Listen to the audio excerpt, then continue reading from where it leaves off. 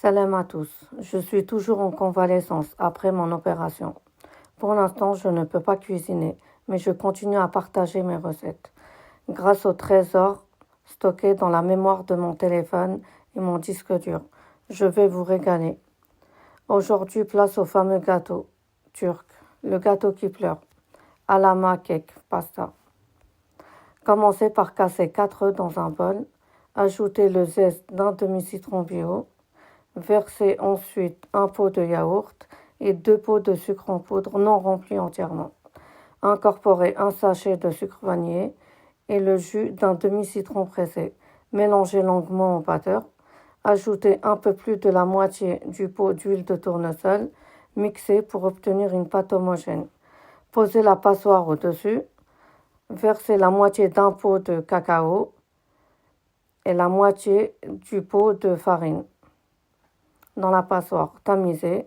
Ajoutez un sachet de levure chimique, puis un pot de farine. Tamisez encore. Incorporez ensuite un demi-sachet de levure chimique et un pot de farine et tamisez pour terminer. Puis mélangez au batteur.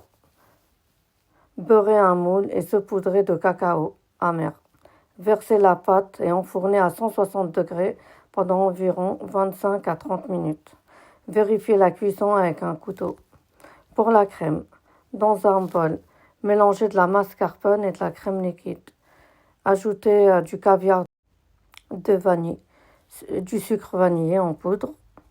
Fouettez pour obtenir une chantilly ferme et réservée au frais. Du caviar de vanille, du sucre vanillé et du sucre en poudre.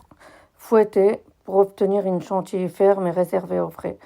Pour l'imbibage, dans une tasse, versez du lait avec du cacao et du Nesquik. Piquez le gâteau et imbibez le gâteau avec le mélange. Une fois le gâteau refroidi, ajoutez la chantilly, bien étalée, réservée au frais. Pour le nappage, faites fondre du chocolat noir avec de la crème liquide au bain-marie. Versez le nappage sur le gâteau refroidi, puis ajoutez quelques rosaces de chantilly pour la décoration. Merci à tous ceux et celles qui continuent à m'encourager et à rester à mes côtés pour continuer cette belle aventure.